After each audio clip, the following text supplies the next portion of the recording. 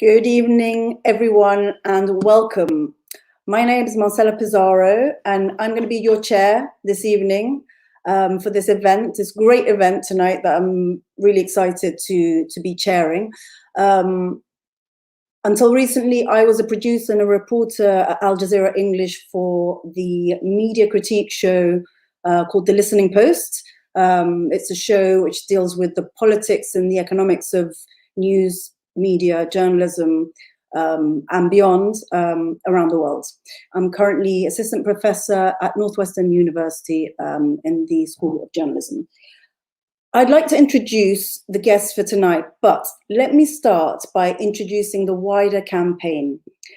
Today's event is part of the Media Reform Coalition's campaign called The BBC and Beyond, Reimagining Public Media, which has been organised in the lead up to the BBC midterm review in 2022, next year.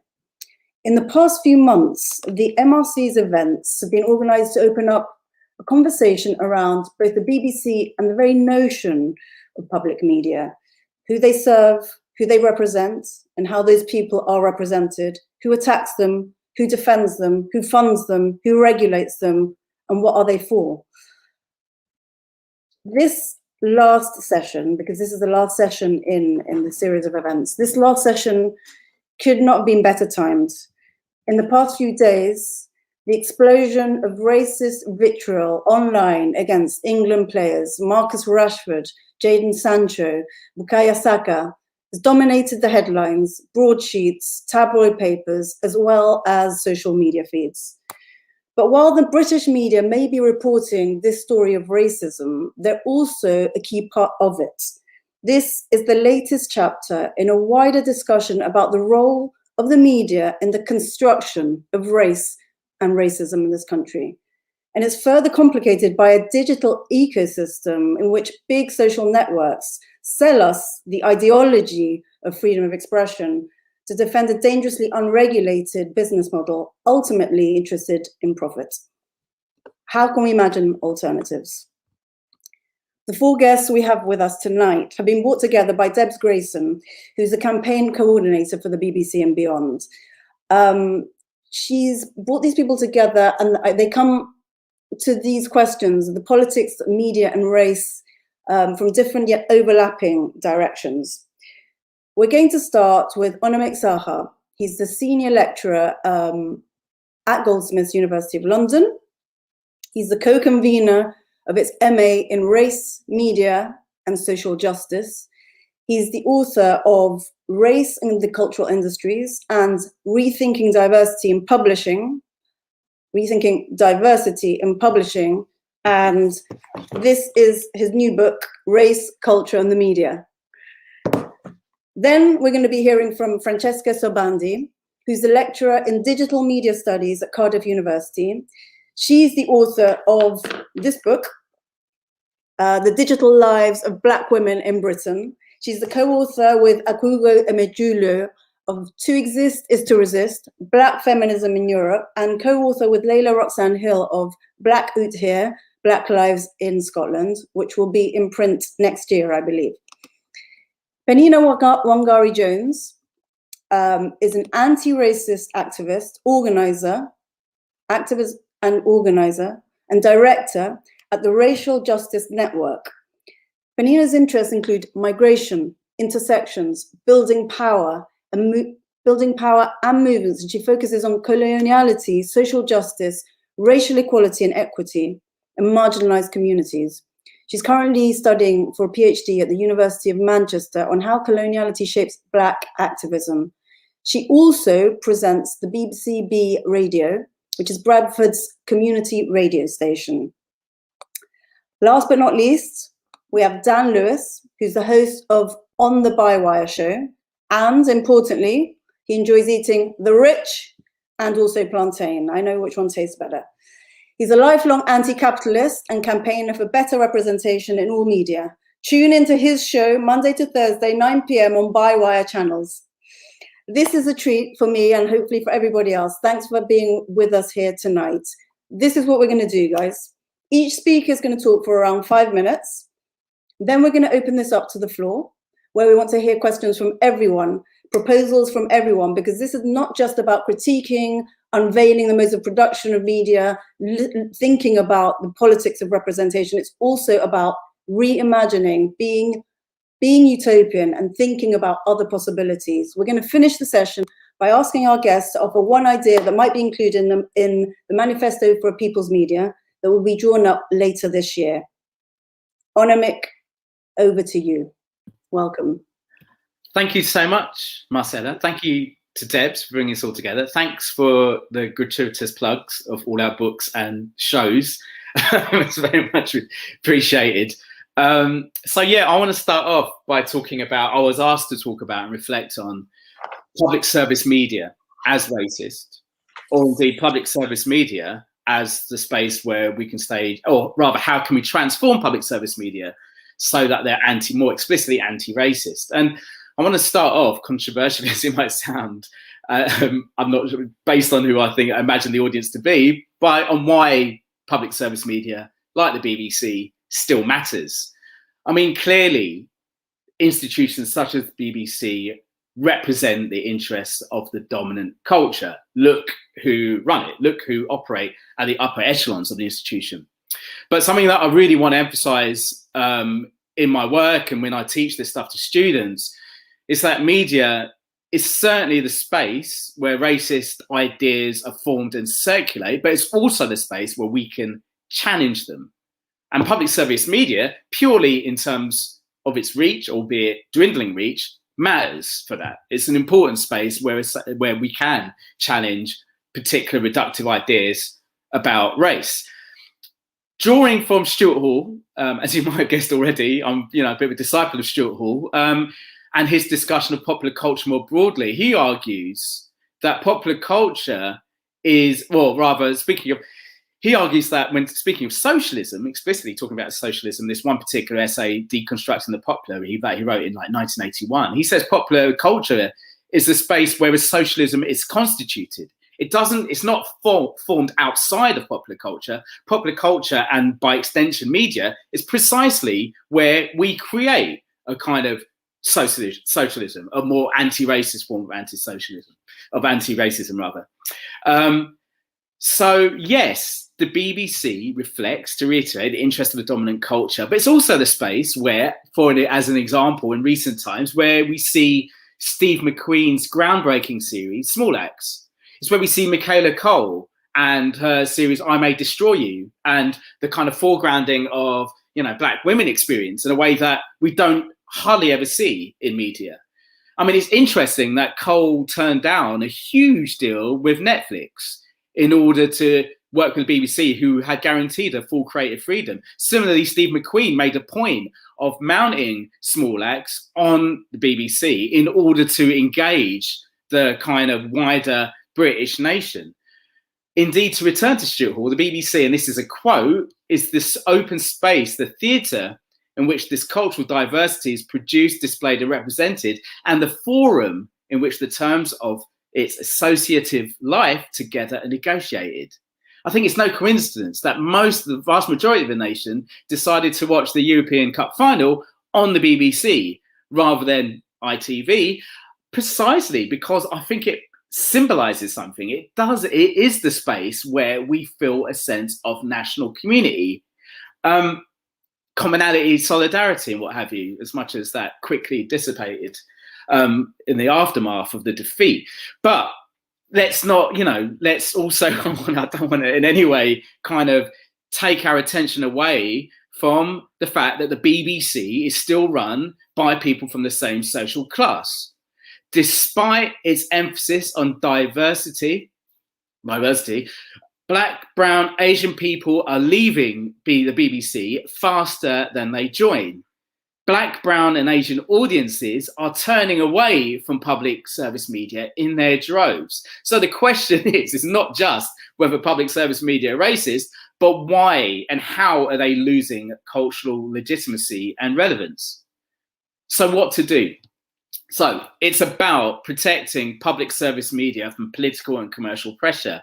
As much as I spend my time talking about representation and why representation matters, it also bothers me that we get a form of popular anti-racism that is so obsessed with questions of visibility and representation, I actually think that this is wide off the mark. And I think we need to look at this as a policy problem, as a policy problem of regulation, as a problem of the state. So we need to make the BBC more democratic and accountable. We need to ensure that public service media is properly funded. We need to protect it from right-wing attacks. But similarly, we need to ensure that we have regulation and policy in place that ensures that public service media exists or indeed supports the independent sector, including the funding for instance, community-based media and independent digital media in particular. And I'm thinking of, like, I don't want to romanticize this period too much, but I'm thinking of, for instance, the way in which Channel 4 had funded the Black Film Workshops, which in a moment kind of exploded the representation of Black people on our screens. I also want to finish off this kind of provocation, I want to replace this benign language of diversity with a language of reparative justice. Diversity is not working. In fact, it is precisely diversity that is keeping racial inequalities and hierarchies in place. An idea of reparative justice draws attention to the historical systemic exclusion of racialized people and the symbolic violence of historical reproduction of otherness. For Paul Gilroy, another amazing Black cultural theorist, Britain suffers from a post-colonial melancholia that comes from a willful amnesia of the atrocities, or around the atrocities committed in the name of empire, which can only be eased or indeed cured if Britain faces up to its history. So allowing racialized groups to tell their versions of history and their stories is a way of helping the nation, of easing that post-colonial melancholia, and public service media is the space where that can be done. It involves a retelling of history. For instance, I'm thinking of Steve McQueen's Mangrove film. But then also, it's just fundamentally about restoring the humanity of racialized people. So interventions that come with reparative justice, and this is just, you know, speculations here, but what would an anti-racist royal charter look like? A royal charter that kind of moves away from the kind of wishy-washy kind of language of having, you know, the BBC having to cater for the nation's diverse communities, but faces up to the kind of state racism and histories of racism that Britain as a nation has produced and consists of. It would also guarantee a space for minoritized groups, regulation that ensures space in the mainstream for minoritized groups to contribute to the national conversation. It includes a space where minoritized groups can tell their own stories to the population at large, and also a space where minoritized groups can talk to each other, amongst each other. It's about creating a space where we can tell the stories that we want to tell, based on enacting creative freedom, but also giving us the freedom to fail. And, you know, which I think is a bigger privilege, perhaps, in kind of public service media for, you know, for the white dominant culture in particular. And it's about, more radically, I think, kind of working according to, or reorganizing public service media according to reparative justice, is about enacting positive or indeed affirmative action.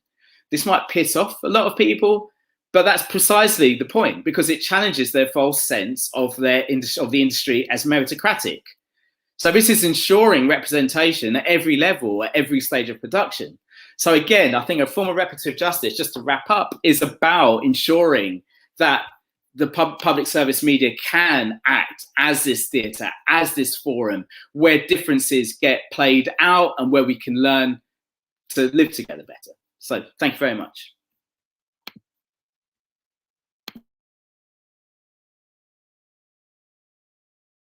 You're on mute, Marcela. Wow. Thank you, Anamik, for giving us a concrete proposals.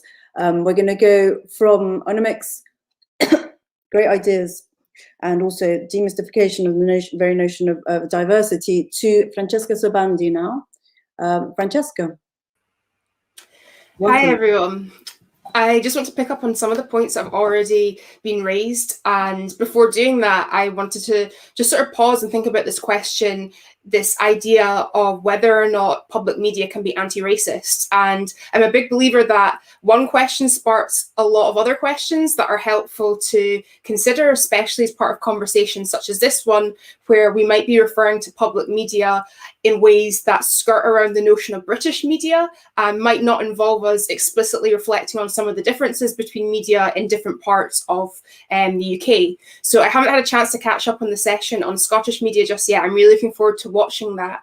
But I think it's helpful when reflecting on this question of whether or not public media can be anti-racist, that we also consider the different ways that regional differences and power dynamics within Britain, between Scotland, between England, between Wales and Northern Ireland shape some of what's going on here, including the different ways that conversations to do with race and racism in these various geocultural contexts are impacted by the histories of these specific parts of the UK. But can public media be anti-racist? Here I want to reflect on digital media's role in all of this. Now, I think sometimes there are very utopian notions of how digital media, social media, online content sharing platforms are shaping the creation and sharing of media in ways that are sometimes framed as being inherently anti-racist, or in ways that are sometimes represented as ultimately being more democratic than the production processes associated with traditional media industry roots or legacy media in general. But especially when we think about these last few days and when we look at the different conversations, some of which are not particularly generative and are overlooking what I feel is an important part of all that's going on. But when we think of these conversations over the last few days to do with digital media, to do with social media, to do with online abuse, and specifically to do with racism and anti-Blackness, what's clear is that the use of digital tools, the use of digital spaces, that can come at a real cost for many Black and brown people, for many racialized people. So any notion that digital media is going to be the magic solution to addressing issues to do with racism in the media, or any notion that digital media is going to be something that provides a very seamless way to create anti-racist media spaces and a media that ultimately is upholding anti-racist principles, those ideas often don't acknowledge the fact that digital platforms, the big tech companies that we've heard discussed over the last few days or so, that all of these different knotty issues to do with digital culture often involve people who are on the receiving end of racism, trying to make use of digital tools whilst also dealing with harassment and abuse in the process. So although right now I'm not painting the rosiest picture of digital media's role in a potentially anti-racist public media landscape, I think that it's really crucial that we don't lose sight of the fact that, contrary to what sometimes suggested, digital media and the ability for people to sometimes produce media more so on their own terms at the touch of a button, as opposed to entering into a legacy media environment, I think it's really important that we make clear that digital media is not going to be the be-all and end-all or the fix that is sometimes implied. That said, I do feel as though there are many examples of when people have been creating new spaces themselves with the use of digital technology, or have been producing media, putting forward narratives, covering stories, documenting experiences that mainstream media and that public media has been refusing to engage with, or has been distorting and misrepresenting in many ways. So whilst I am certainly not suggesting that digital media is going to pave the way for a more anti-racist media environment in the UK, I do think that it's undeniable there are times when stories have been covered in certain ways, or people have been able to create content that has reached global audiences, have been able to highlight counter narratives in ways that just would not happen within more mainstream media settings, including when thinking about public media.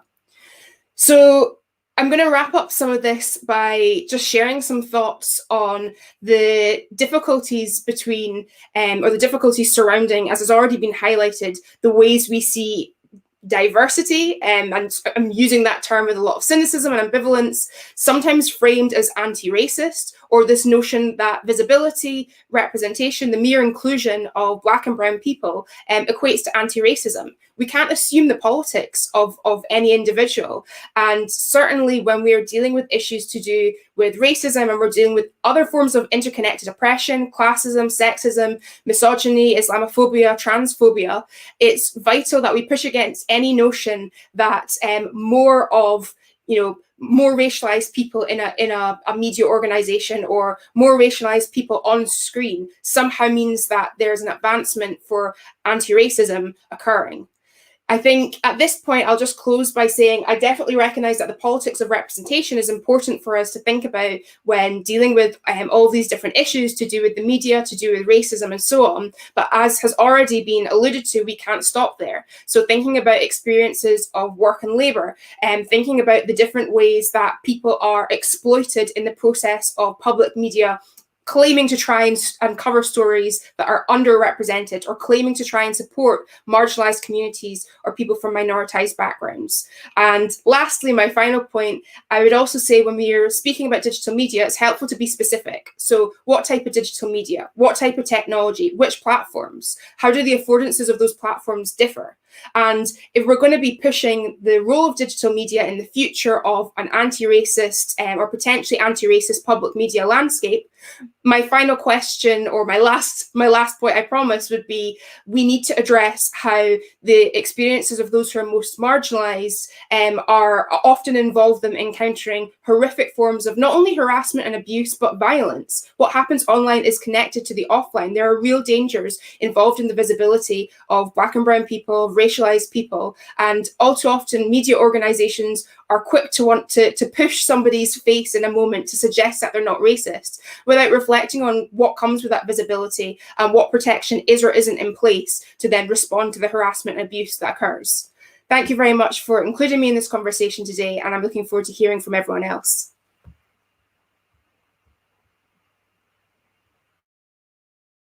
Oh, I think you're on mute again. Apologies, everybody, apologies. Francesca, thank you so much. It's very important, obviously, to have this conversation about not overstating, this new polis that we are faced with, which is the polis online, and to kind of fall into these traps of tech solutionism without thinking really about, what public media should be, what a democratic space should be, and how that needs to function. Penny, you're up next, and I think that the work that you do on the ground will probably be chiming with some of the things that have already been said. I'm going to throw the mic to you. Welcome. Thank you, and yeah, thank you. It's been nice just listening to the other, including the introduction, but the other speakers as well. And yeah, maybe just to start off is just to say that media is not just racist, it's a lot of other things. It's sexist, it's ableist, it's classist, it's ageist, it's Islamophobic, it's all of those things. And I think the more people are, or people who fall into this kind of categories or oppressions, the more exposed, the more traumatized, the more harmed they are. And I think for me, the question, when I was thinking about the question, I was like, okay, who does the media serve? Is it the elite? Is it, or whose agenda are they driving? Whose narrative, whose ideology are they driving? And if we know for what it is that they do, then we know it's not serving the people who are most likely to be the audience.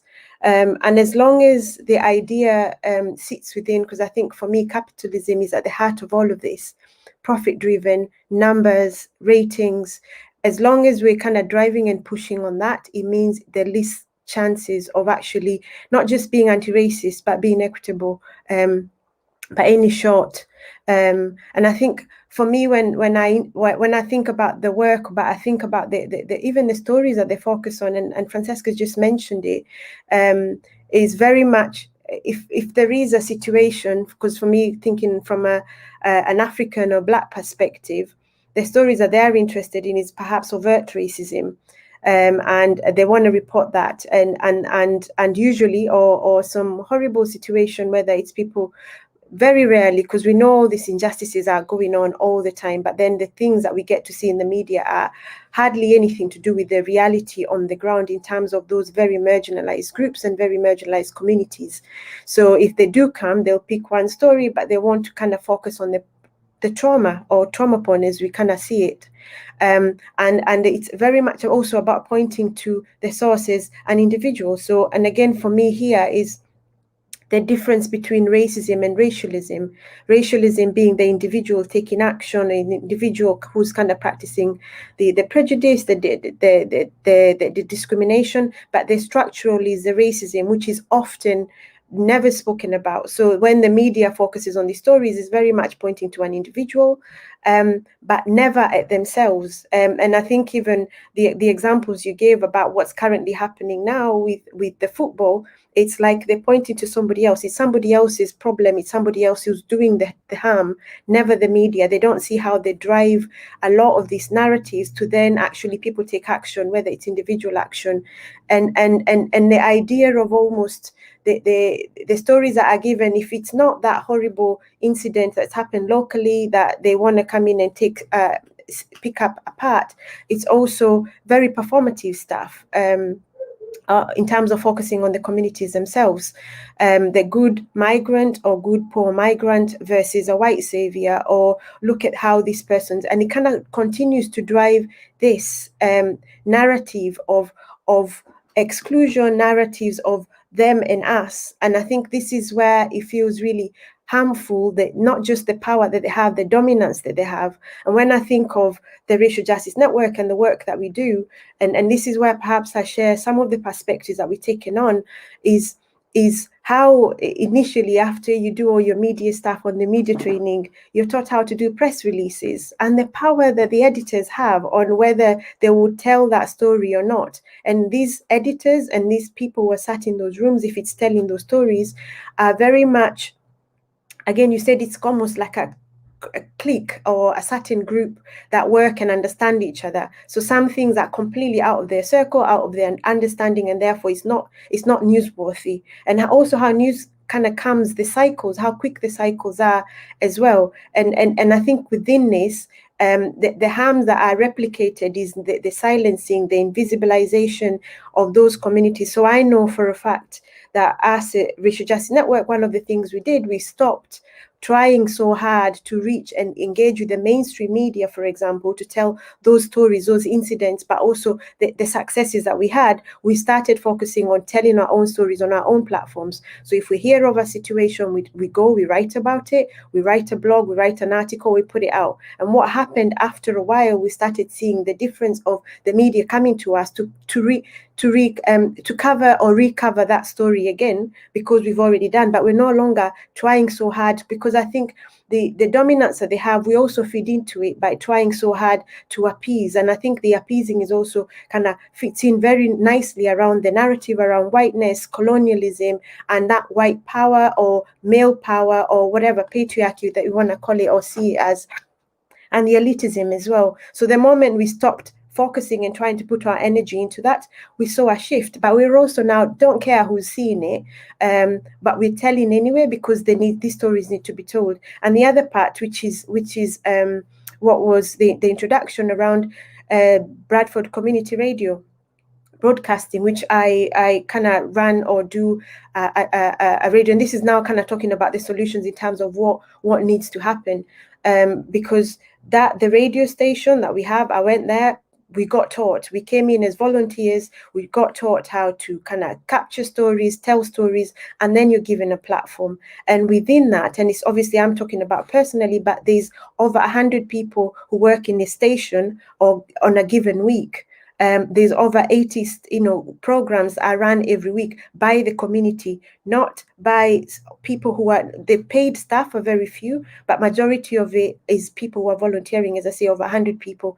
And the programs we pick and tell is not so much as focus, again, as I said, on the audience and the numbers, is the journey itself, the confidence it gives, the fact that there's a variety of angles, whether it's because this is especially working class communities in Bradford, we're focusing on stories that are often not heard, stories that are not often kind of seen. And this kind of moves away from that idea, which again has been spoken about, the tokenism, that diversity or politics of representation, which usually, again, it's not enough that you bring 1, 2 brown or black faces in a room that are really minoritized and unable to do or have the burden of carrying the entire communities with them. It's also that some of them suffer from internalized whiteness or internalized racism. So they're also detaching from the communities that they come with. So they're not necessarily doing the job, doing the business when they're in there because of all of those pressures. And it's also the extraction and exploitation that goes with kind of being in those spaces as the only black or brown face in those rooms. So for me, in terms of solutions, I've seen it's focusing and really supporting communities, and especially, and I'd also add outside of London, because a lot of what we see, especially that dictates what, again, you look at Jeremy Kyle and how, what did that do? What was that about? About, again, trauma, porn, but also working class communities and all those stories. It kind of shifts from just focusing on stuff, because a lot of what we see and stories that are told out here are led by London. But if it's supported, if more funding is given to communities outside of, or radio or media outside of, it means you kind of give that sense of what I call Ubuntu, which is around sharing, belonging and participating. But it also moves away from feeding back into the system of giving more power to not just the BBC likes, and also acknowledging that British media is born out of racism and it's continued those narratives over decades, or if not centuries. So to think or imagine them being the place where they're the source of the harm, and now to become a solution, I don't see it. I see as we need alternatives, and alternatives is actually going outside and doing other things. That's it. But thank you. Penny, thank you so much.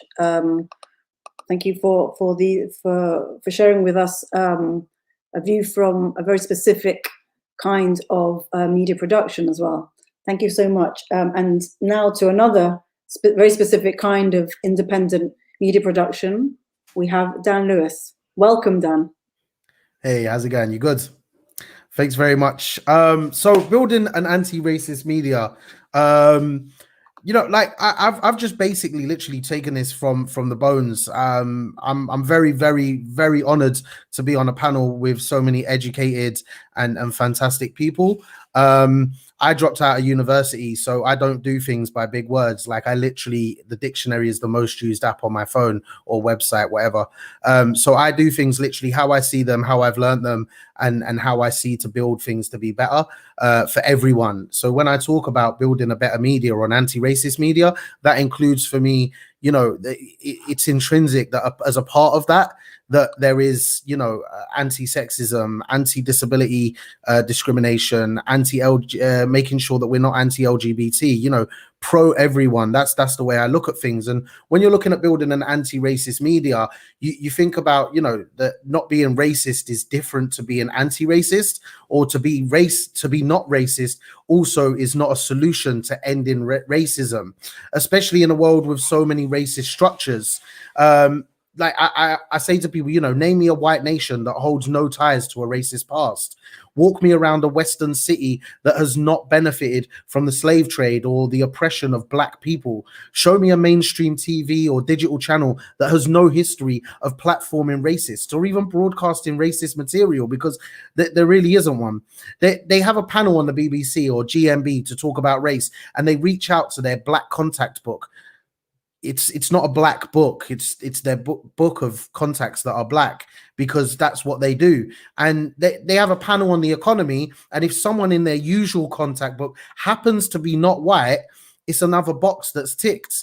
They have forms to make sure that they have a balance of people from all sides of the political spectrum, people of all races, religions, and ability. But these forms are just boxes that need to be ticked so they can put out a report at the end of the year. Like, literally, I was on the BBC and someone called me up later one day, and they were like, oh, we just needed to fill out this form because we heard you might be able to help us with our our diversity report. Like literally they were like, oh, we didn't, because my name's Dan Lewis, innit? When they booked me, they didn't realize that I was going to be brown. So they was like, oh, this is good, you know? They thought they were clever. It was mad. And that's literally at the end of the year, they put out this report and they put it out with the headlines that say, you know, they've got increased diversity in their representation on their channels. And then, you know, these people, they're sitting in West London bars, raising their right hand round to their left shoulder, tapping themselves on the back because they've ticked them boxes this year. That gets them their bonus. And this is not anti-racism. It's, you know, it's white soul soothing. That's what it is. Because, you know, those white people are soothing their souls. They're like, look at me doing good for the community. You know what I mean? Nah, bruv.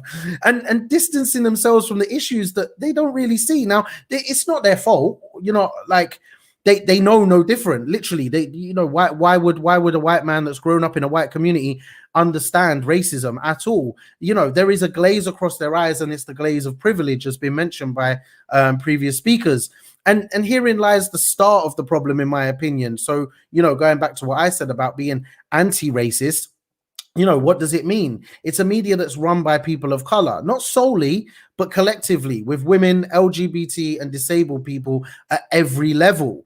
You know, in every organization, there must be the education on these matters. To know your history is to know who you are. And that's something I learned at a very young age. I remember an uncle, I said, I can't be bothered with history, you know, in school. And he got so angry at me. And he said to me, look, you need to know their history and you need to know your history.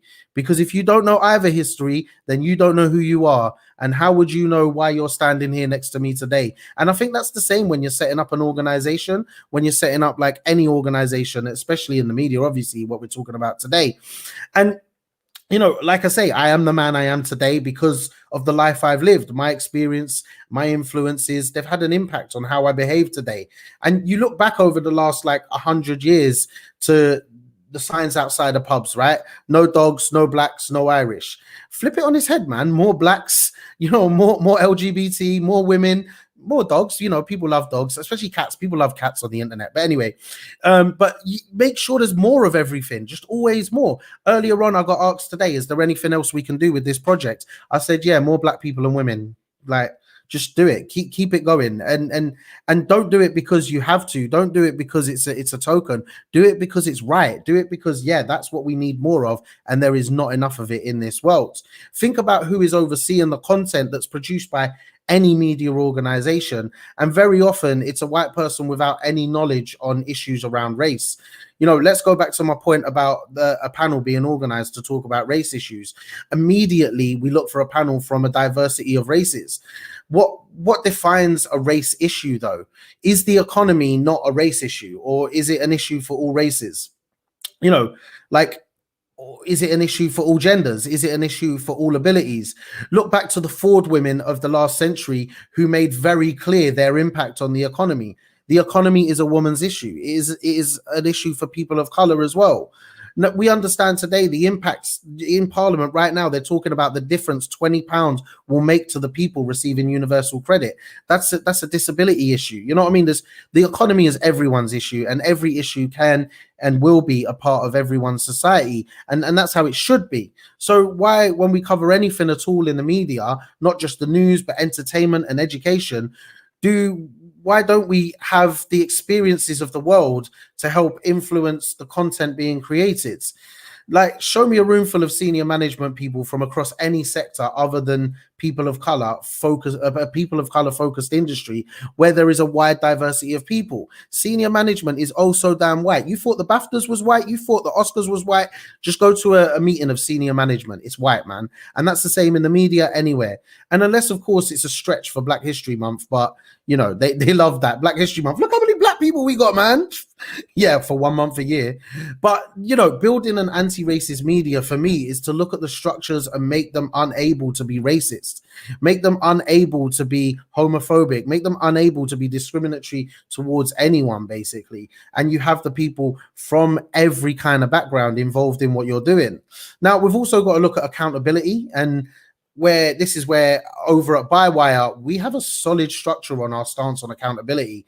Like Bywire is the first news outlet in the world to utilize blockchain technology, which is a system that guarantees accountability by ensuring that when a publisher does inevitably make an error, readers will be able to access a permanent record of all changes made.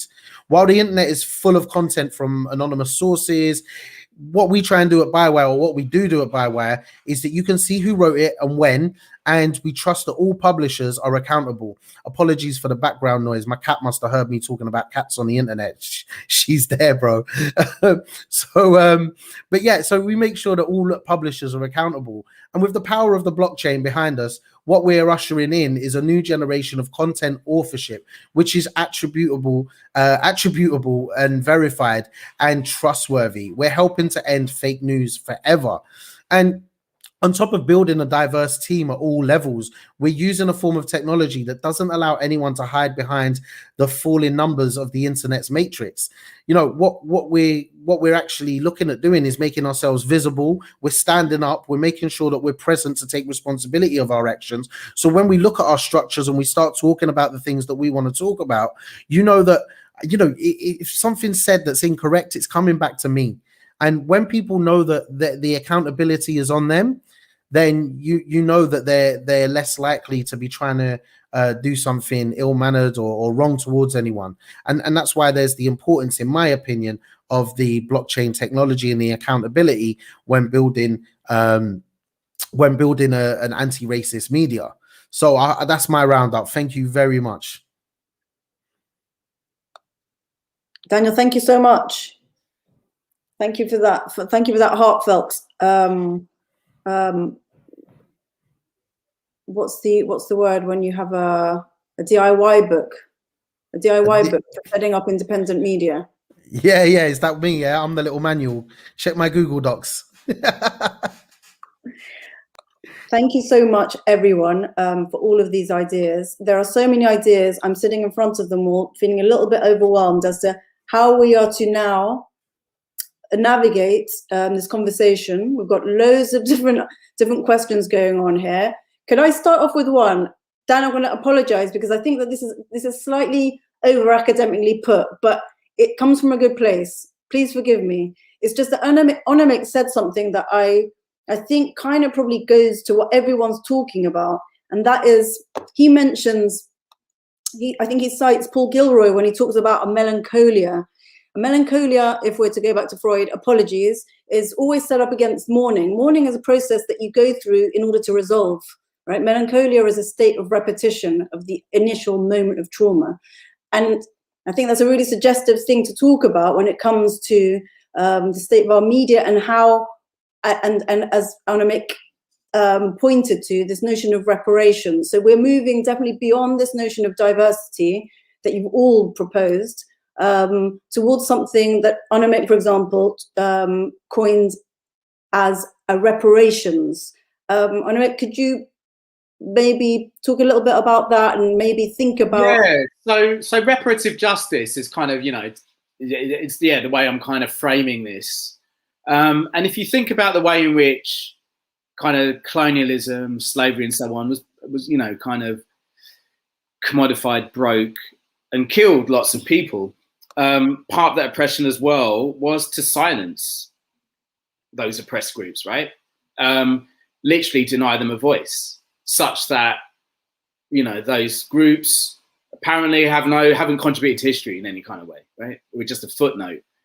And so, you know, reparative justice in relation to media is thinking about how can we give those voices back to the ancestors of people who, you know, were victims directly of colonialism, slavery, and, you know, and acknowledging as well as how those ancestors are still kind of affected by that legacy, and that kind of, you know, has reduced our life chances and opportunities in relation to the kind of a dominant culture. So I've been, you know, I think kind of that idea of reparative justice, I think immediately, you know, kind of, you know, diversity, I mean, and all of my brilliant panelists have kind of articulated really kind of important critiques of just why we just need to do away with that term altogether. what I think reparative justice does, it just kind of really highlights this kind of the history, the absolute history of exclusion and oppression and subjugation. And so reorganizing media in terms of reparative justice, and I really take on board everyone else's points as well, like all of the other three panelists kind of ranges. This isn't just about race, it's about kind of women, LGBTQ, disabled people, who have all been kind of still affected by those legacies. So I think talking about it, reframing diversity in terms of reparative justice is a way of kind of recognizing those histories of exclusion and destruction, and actually, you know, facing up to that and working your way through it in the way that all of our therapists tell us to, you know, in terms of our relationships with our mothers and so on. You know, that's what, so, you know, it's the same process. Imagine that, but in terms of media. Dan, have you got anything to respond to that too? I was just interested to know what you might think, because this is really about something that you were touching on too, right? Which is about the legacy of colonialism, you know, the history that is absolutely in our present and that is manifested in the way that media works, and something that you've tried to create an alternative space to. Yeah, so like the way I see it is so I'm as you said in my intro, like I'm an anti-capitalist, and for me that's the only way to be anti-racist. Like I didn't actually say that in my speech because that's a whole nother thing for me. But like you know, if you're pro-capitalism, then you're pro-racism as far as I'm concerned, because of the way that they're so linked into each other. You know, one feeds off of the other, one feeds off of the other, and I think that also comes from the ways in which, you know, we look back to the history of many communities that have been damaged, destroyed, and you know, absolutely ruined because of the white Europeans going over into the rest of the world. And let's not forget that there are elements of other, whatever you want to call them, diversity strains that have been smashed along those lines as well. And if we're going to look at, I don't know a lot about reparations and that, you see. So for me, it's like, I know that I'm owed something. I don't understand the whole kind of politics behind it, but I know that when I say I'm owed something, I mean, you know, me and my community, my people, and while we're sitting here, we're looking at the media that we have in front of us, and so often it is not my media. It is not, you know, I've tried to get into working for like the BBC, MTV, all these different Channel 4, all these companies, and like I just get knocked back so often, and I laugh. I remember there, and no disrespect to the brother, but I couldn't take him seriously. Tim Cash, who used to be the MTV news guy, we had a Q&A with him. We were like a bunch of students, and we said to him, someone said to him, do you find that as a brown man it's difficult in your job in the media? And he's like, no. And he laughed like, no, there's no difficulties. I do what I do. You know, you've just got to keep doing what you do and be good at it. And like the way I see it is like, yeah, you might be really good at what you're doing, but let's be honest, like who are you working for? What are you working for? Because the racism that you see might not be directed at you, but it's directed at your community. And when you look at like how that's happened over years and years and years and years, you've got to bring that into context of what you're doing right now. And if you're a part of that process in helping what's happened over many years, and you're working for the people who have done that, then you're a part of the problem, really. Now, I'm not saying that we need to like cancel Tim Cash for anything. This was years ago, by the way.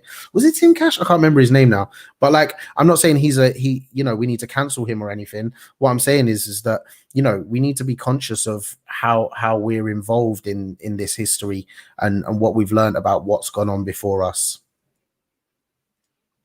Thanks, Dan. Penny, I know that, I mean, all of you, I'm sure, have plenty to say about this subject. Would you like to develop anything that's being said here, especially because of your work and your research projects at the moment?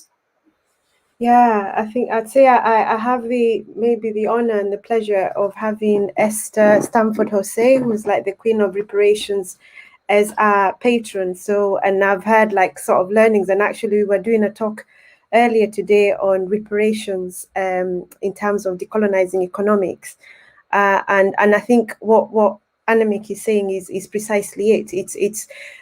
Reparations is not just to do with, as my understandings in the years that we've been doing this, is not just repayment in terms of financial. It's also the avoiding repeats of the past. And what we have and we see now within the media is repeats of those past. Because if you pretend that history is not there, if you're not at least acknowledging that history of the harms and the traumas and the fact that these things are still continuing now, you are repeating the past. So for me, when I imagine and see, when they have these kind of adverts on, kids with flies on their faces and they're walking for miles, it's not telling the full story. I want to know why she's walking. Why is the land dry? Why is there famine? And who's responsible for that? Because the way the media tells or even the whole narrative is created, we need to kind of donate £2 so that she can get a well near her house, but we're not given the whole history of what else has happened. And I think part of also repairs is which is kind of part of the communities themselves also repairing in terms of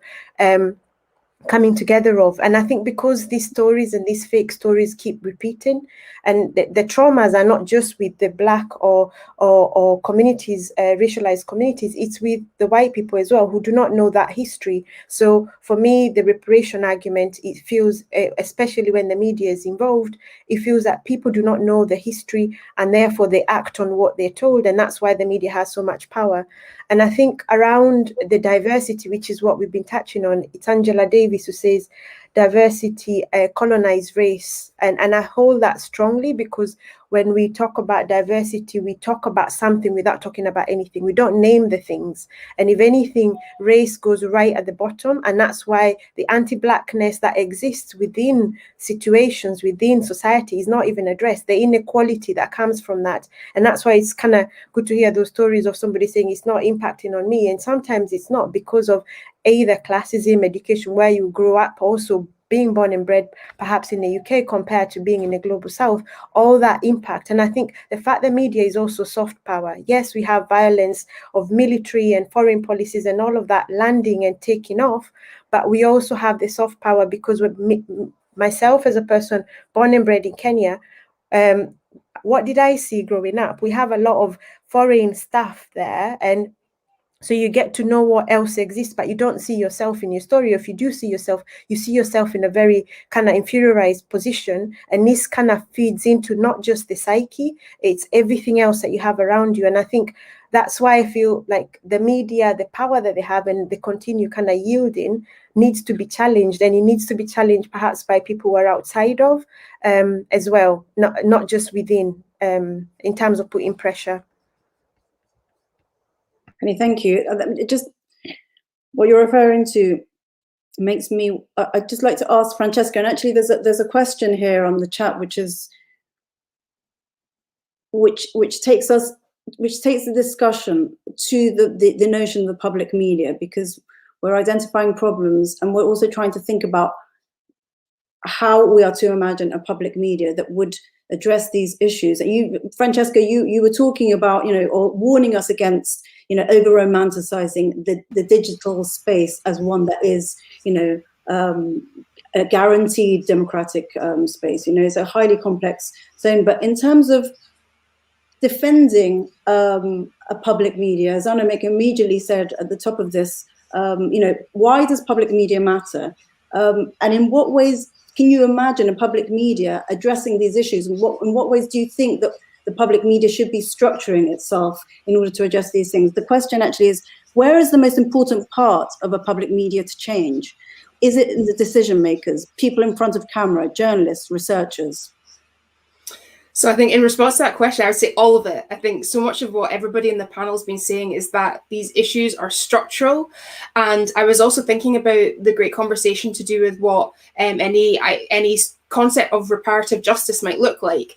And I was thinking about the points that have been made about capitalism. And I think there is a real risk that any changes that might occur that result in public media being viewed more favorably in terms of what people might perceive them as doing regarding contributing to anti-racist action. I think there's a real risk that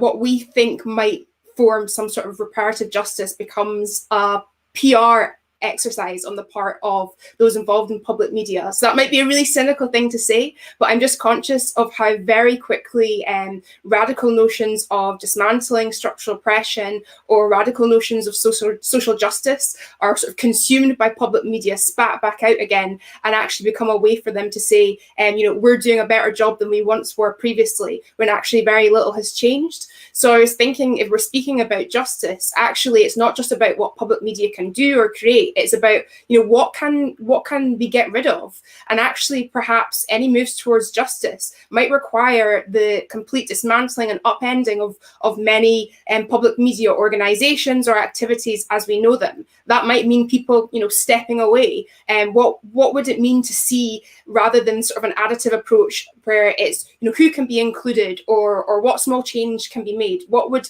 it mean to see a complete structural shift? And I know everybody's spoken about this, but I was especially thinking about some of what Penny said to do with foregrounding community issues, looking at the work that is grassroots led. And for me, public media should be by the public for the public, not by a select few claiming to represent so-called objective and universal perspectives on issues that are very much shaped by racism, classism, homophobia, ableism, all the different issues to do with inequality and oppression that we've been speaking about. And in terms of digital media, I completely agree with points that have been made. I think right now, conveniently, we're seeing this sort of dichotomy of digital media over there and mainstream media or public media over there being pushed as a way for mainstream media organizations or individuals doing that work to sort of absolve them of any responsibility or deny their complicity in the sort of online abuse and just outright racism online and offline that is being spoken about in relation to all of what's followed the football match. So to just sort of finish my point here, I think where's the most important part of public media to change? We can't treat public media as these isolated parts that don't form this bigger structural issue. I think rather than sort of distilling it in that way, I would say there needs to be a complete overhaul, and we can't allow those who have the power to just be asked to add here, include more there. What can be broken down and not built back up again, but how can we see the creation of entirely new spaces and the creation of entirely new approaches? And this is where what Penny was saying I think is really vital. There are people doing this work. There's brilliant hyper-local media efforts. There's brilliant community-oriented work, but that is so often unfunded.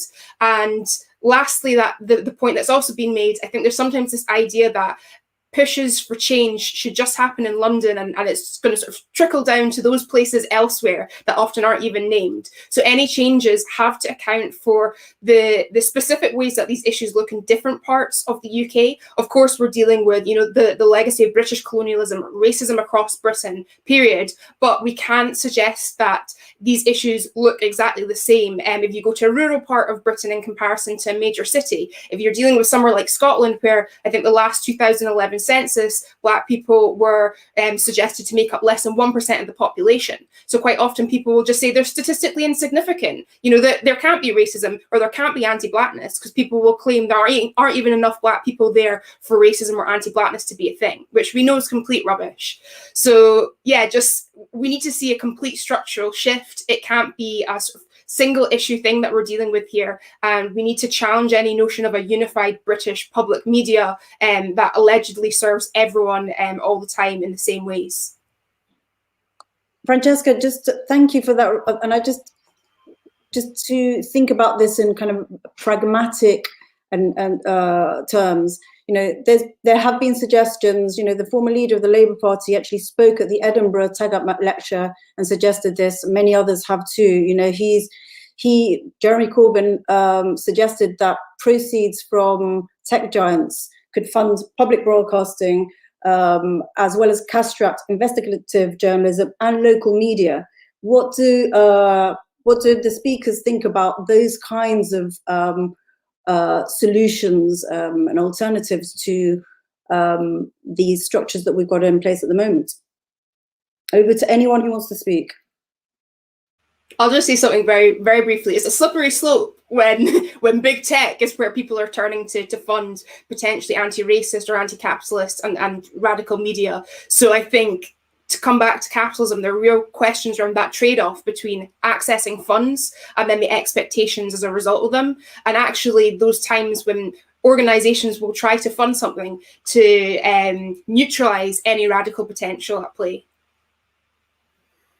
Yeah, I definitely agree with that. And also, like, the example I use, is I don't trust no one with money, right? Because people who have money, they want to keep hold of their money. I know a guy called Kenny from South Liverpool who trains people on grassroots football. Like, you know, he uses football pitches that you pay like £1 a week to hire out. And now it's like you pay like 50 quid, 60 quid, and the money's going higher and higher. And back in 1999, the former Labour leader made an agreement, I think it was in 99, made an agreement with the Premier League that they were going to give money to grassroots football organisations to help keep them going. It's 2021 and they ain't seen a slip of that, none of that money. They ain't seen none of it. So I never believe these things when they say that big organizations, whether it's the media or the Premier League, are going to give money to grassroots organizations. I don't believe it. And then also there's, you know, where has this money come from? Just like Francesca said, like, you know, spot on, you know, you got to think about where that money's come from, and exactly, you know, who owns then the product in which you're creating, in my opinion. I think if you are going to make money available, that money has to be available via the government. You know, the last Labour leader, he was very keen on printing money. I like the idea of printing money for these projects. It's doable, but also there is money that can be taken rather than having to be given. It'd be taken from the projects that have maybe not done our communities well. So, for example, when they closed down what was that one called? The News of the World. Yeah, they closed them down, didn't they? And that money that was there, you know, that should have been took off them, bruv. Do you know what? Yeah, because you, like, let's be honest, innit? When the English went into parts of North Africa and, you know, other countries, they just took money off people. They took their wealth. They took the lands. They're still digging up the land in other parts of the world and stealing stuff off of people. You know, you go out to the Middle East, look how much has been stolen from people in the Middle East. The crown still, the queen's still sitting there, you know, with all her jewels. Like, you go near them, her lizard tongue will whack you away, bruv. You can't go near them things. We need to start stealing stuff back off of them in a way. Do you know what I mean? I think this links to that reparations that you was talking about before, but like, I'm a bit more, again, you know, I don't have a diplomatic view on these things. I think you stole off of me, I'm gonna box your nose and steal back off of you, and that's what you do. Do you know what I mean? And I think that's how we need to do it. We need to take that money. So shut down the Murdoch empire, take all the money out of that, and start putting it into grassroots media organizations, especially anti-racist operations within the media. To clarify, by the way, I think that the suggestion is to tax big tech in order for those proceeds to subsidize public media. It's not Tax for them. is cool, but I prefer taking. I mean, it sounds a bit more of a progressive way in which, you know, so many of our most esteemed cultural institutions are funded by lottery money, and, you know, we can all know who generally plays the lottery and who is served by those elite cultural institutions. So something like that, I mean, I think definitely is something that I would like to think more about and pursue. I'm really into this idea of, like, you know, if we can have a really transformed public service media that belongs to the people, serves the people, and that being the source where it in turn funds and supports independent grassroots community media. That's the kind of media ecosystem that I imagine. You know, I mean, I think beforehand we were kind of encouraged to be utopic almost about our vision, and something like that is, you know, kind of free, you know, kind of regulation that straight away dismantles corporate dominance of media is, you know, precisely what's needed. But the only way to really make that kind of work is by, I think, having a really kind of democratic, accountable public service media. I kind of get, I mean, I totally sympathize with what Penny was saying about, like, you know, I think we've got to do away with, you know, we just need to create our own things, right? From, like, you know, outside of, you know, Penny, I totally, you know, I sympathize with that. And I definitely think that is a strategy. I think as well, though, that we need to, you know, we're part of this, you know, nation. And I think we need to kind of try, you know, I think also we need strategies that transform it so it works for us better as well. So I kind of, you know, I'm just one of those lefties who kind of hates the BBC, but kind of support, you know, also fights to the hilt to protect it. And I feel dirty actually doing that. But if we can do, you know, like I said, you know, and that's the kind of using this language reparation again, I understand Francesca's cynicism about it. But I think just by that word immediately makes the state accountable in the way that diversity doesn't. You know what I mean? Diversity, as you suggested, Francesca, is this added extra. You know, it's like, yeah, you know, it'd be great to have more Black, brown, Asian people and LGBTQ people and disabled people in our ranks. But actually, you know, as I've kind of said provocatively before, white supremacy isn't going to dismantle itself. So what can we do to actually, you know, really transform media? That's what I'm talking about when I'm talking about radical public service media, as though for a lot of people, especially for minoritized communities, the whole idea of public service media is just something like, no, that's not for me. You know, it's racist. I understand that as well. I feel like yeah, the alternatives, because for me, taking dirty money, I think would also make me feel dirty, regardless of where it's come from or what the reasons are. And I say this also knowing, for example, as Racial Justice Network, we've survived on hardly anything. We've built ourselves on people power, and that's because. And I think I hear a lot of Sivananda, and I use Sivananda a lot on communities of resistance, and how funding sometimes actually takes away the agency, how things were being done by communities, and then they come in and they give you money, and then you're no longer getting up to go unless you're getting paid. And then that thing, they take the money away, and then you have nothing left. So I think, and I think this also speaks to there was a question there about volunteering, and I don't know whether it came after I shared about how many people volunteer at the, for example, at not just at the BCB, but also at the Racial Justice Network. And I agree. There's some, you know, there's good and bad to volunteering, but I think it's what people are getting out of it as well. And the way that BCB does it, for example, it's not people being there morning till evening and just getting lunch. It's people being taught the skills and having or learning the skills to run a whole program, and they decide on a topic, they decide on who the guests are, and then they go and actually record that, and with support from a paid staff member, because I think the paid staff member are less than 10, but then they actually go and run that. So for me, the takeaway is not just the skills, the confidence, but the fact that you're also kind of almost taking control of the narrative. And I think this goes back to what we are talking about now in terms of whether we take from, because yes, let's resource, let's get better tech, you know, tech in those places, as opposed to queuing out, because sometimes there is queuing up and booking a studios, because like majority of us are doing other things. So you're going there, you know, the odd evening, and then there's 3 other people in front of you. Let's resource that, but not in a way. So it's not understanding volunteering as well, or the way internships work as well, where it's like all day, and then at the end of it, you just get a reference. Because you're learning more. But that idea of taking money, because I know we've said no to a lot of money. For example, Home Office money, we won't want to take that. Prevent money, we won't want to take that, regardless of how skint we were or have been, because the moment you take that, it does something else to your kind of credibility, to the people who kind of we hold account to. So yeah, so I kind of feel the same way of, yes, we need resources, especially kind of those of us who work within anti-racism or activism. People need money to pay bills, and it feels like sometimes you have to choose between, okay, you're going to go get a 9 to 5 because actually the insecurity of the sector doesn't allow for you to do that, but then can it be resourced? And what does that do? The people who are paying these tax or being coerced to pay these tax, does it make them feel good? Because they can then point to, actually, we donated such and such money. They'll put that in the reports. So they actually now increase their value, you validate them, you increase their presence in terms of what they can say that they are doing good in a community by taking that. And I think, yeah, so I'm 50, not 50-50, I think more like 80-20 on that one, because I see the need for people also earning a living and not kind of surviving on handouts or kind of, what I don't know what the word is, of hand to mouth or something like that. Thanks for that, Penny. There's a question I want to include, but just before I go to that question, in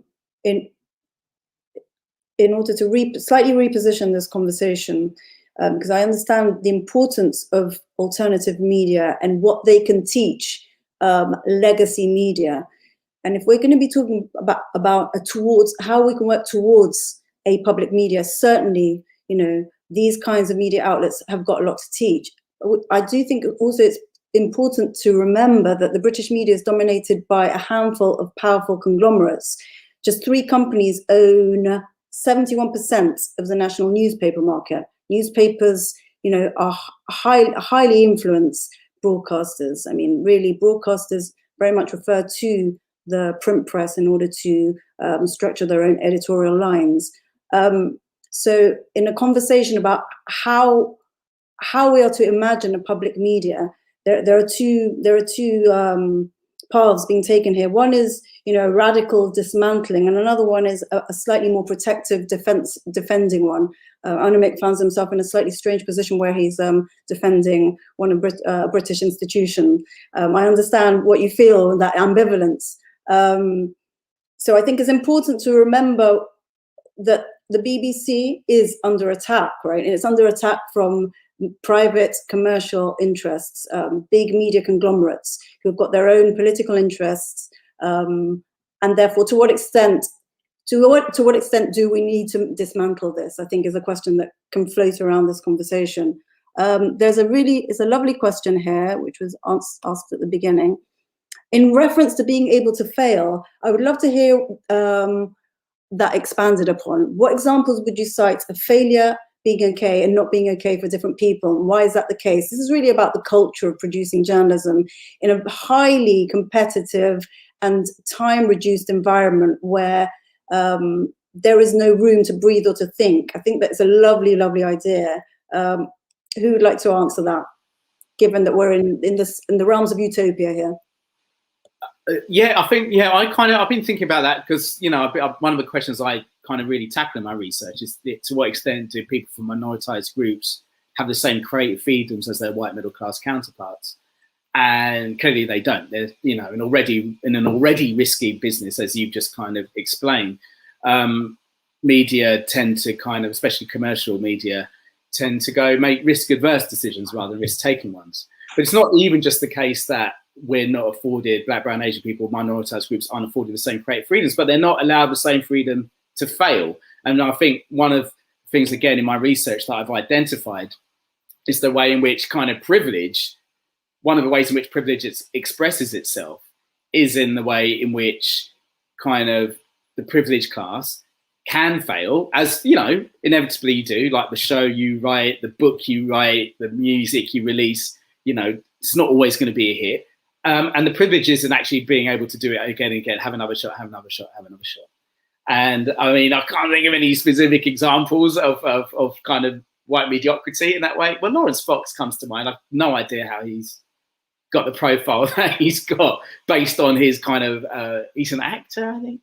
I'm not a musician. Anyway, but nonetheless, yeah. So actually being able to give, you know, people talent, but not everyone's got the right. We don't all have a right. I don't have the right to be, I play the drums. I don't have the right to be, you know, kind of in the biggest band in the world. But nonetheless, you know, a true meritocracy would allow everyone's talent to flourish. And sometimes that includes forms of failure. And I guess the point is that the kind of racism involved is that if you are from a minoritized group and you do fail, that you're just kind of pushed away. We gave you a shot. That was it. You ballsed it up.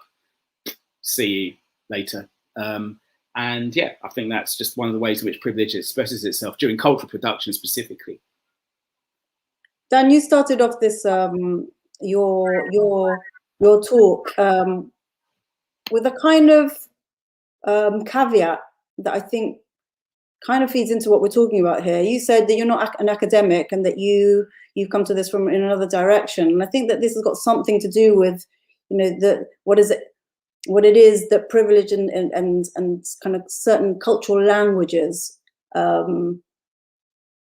represent, and how one may easily feel excluded from those languages and those codes, and how that prevents access to a legacy media, to mainstream media spaces, and you've reivindicated the margins or an alternative space. But is there not something in you that thinks I should have a right to be able to speak how I speak because I didn't have the education that you mentioned? But that should not mean that I'm excluded. That should mean the absolute opposite. That there should be a diversity, and their diversity makes sense. A diversity of voices, of registers. Yeah, definitely. Like, everyone's opinion matters at the end of the day, unless their opinion's racist. But the way I see it is like, currently the systems that are set up, that are in place to educate people or to employ people, they're not equal systems. You know, the education system currently doesn't cater for people who are not academic per se. So, you know, a little while ago, I was involved in a project where we were looking into gun and gang crime in a certain area, and we found that we had a lot of young men who were shifting millions of pounds of illegal substances. Like, they're illegal. I wouldn't call them drugs. Like, most of them are plants, you know what I mean? But they're shifting them around the world into this like little area in the northwest of England. And I'm like, these guys are businessmen. Like, do you know what I mean? And but like, then they're saying to me, oh, but they're not in school. And I'm like, yeah, because school doesn't work for them. Why are you not helping them learn how to shift legal products around the world so that money can go into our economy? So like, there's one example of how the education system in itself is not catered to everyone, and there's many more examples of other different types of people. The workplace is not catered to everyone currently. You know, the workplace requires you to conform to everything they need. If it's a call center, you have to be able to sit in a seat for 8 hours in a day and just look at a screen. Like, I could do a call center job if I was walking around a park and all that kind of stuff, but not sitting there. And that's what I think is like, a lot of the world is not catering to people. So when we're in the media and we're looking at like trying to platform people and stuff, I definitely think we need to think about not sticking to those norms, those regularities that are created by the structures that are so that are so messed up already. We need to think about, you know, people who, like you say, you know, haven't been for a certain type of education, haven't had the access to the type of training maybe that other people have had. And one thing I would say is, like, I didn't quite understand the initial question, to be honest. But like, you know, when you're saying being able to fail, like, if you fail, listen to Alia, innit? Brush yourself off and try again. You get up and you just smash the walls down harder than you did last time. And if you don't smash them this time, you get some other people to come and help you, and you build. And at the end of the day, you don't have to smash walls, I would say as well. Is sometimes you might just want to be a part of a building. Like a structure, even make your own structure, do it yourself. Do you know what I mean? That's what I did in primary school. I made my own newspaper. Like, I was like, boom, I'm gonna do a newspaper. I did the same in senior school. When I got out of senior school, I didn't, there was that program, what was it called, Jackass. I made my own one. We made ours. It was Street Fools, and it was like that, but with a bit of rap music as well, and we liked it. It was a vibe. Do you know what I mean? And we just did things ourselves. And I think that's, you know, credit to people like SBTV as well, who are just like, look, the media ain't doing it for me, so I'm gonna do it myself. And he's gone out, and he, like, I remember I was of a similar level, going to the estate and just filming them rapping to camera. And then next thing you know, you got Channel U. They created a mainstream media channel that was reflective of what we were doing on the roads with our mum's video cameras. Like, do you know what I mean? So and if you do it yourself, you will achieve. Not everyone will, but we keep trying, we keep going, and we got knocked back, and then we listen to Alia and brush ourselves off and try again. May she rest in peace. Francesca and Penny, give us the closing remarks, if you will. If you can, I hate to be a TV producer about this, but if you could give us just 2 concepts that we could walk away with today in about a minute, because I think that we're running out of time. Yeah, I'm going to go first so Francesca can go after me, because I don't know how to wrap up such a good talk.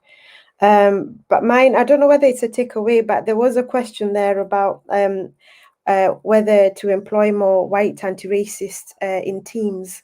And my response to that would be, that's not what we're asking for. Yeah, and I think I understand the concept of people who have to push and ask for and demand for these changes are usually Black or racially minoritized communities. So there was an ask of, should that work be done by somebody else? And i.e. white anti-racist? And I'd say no, because for what we've had, white liberals, white or diversity queens or brigade have always kind of taken that, but they've really not acknowledged not just the lived experience. They haven't got the enough analysis for that. What we should be focusing is really people to understand and looking at whiteness. We don't need to constantly look and understand racism or go to Black communities to understand that. If we understand whiteness, or if we take time to really unpack that, we'll understand the other side. And I think that's what needs to happen, but not necessarily fill newsrooms or kind of the media with people who are white or doing anti-racism work and excluding more Black people as well. So I just thought I'd touch on that. But yeah, over to you, Francesca. I'll keep this brief. I think everybody else has covered everything. So my final words would just be that any efforts towards an anti-racist public media need to involve accounting for the different ways that various parts of Britain claim to be less racist than others. So I'm always interested in what's going on in devolved nations. I'm in Wales now. I've spent most of my life in Scotland. And I think conveniently, sometimes there's a narrative push that racism is something that exists over there in England, and a denial of the role of devolved nations, or the role they played in colonialism and in racism throughout history. So I'd say any work towards an anti-racist public media needs to reckon with racism, capitalism, all the forms of oppression we've been speaking about today, and the specific and sometimes different ways that racism is discussed and not addressed across various parts of Britain, and how that's shaped by the power dynamics between different places and the people who live there. Francesca, Anamik, Dan, Penny, thank you so much. I think the last word there from Francesca was a note to decentering this conversation. Everybody, please, thank you so much. We didn't get all your questions in, but thank you so much for coming. This recording, as with the other events, are going to be available online.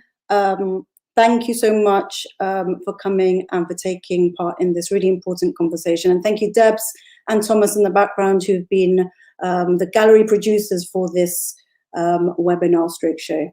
Thank you and good evening.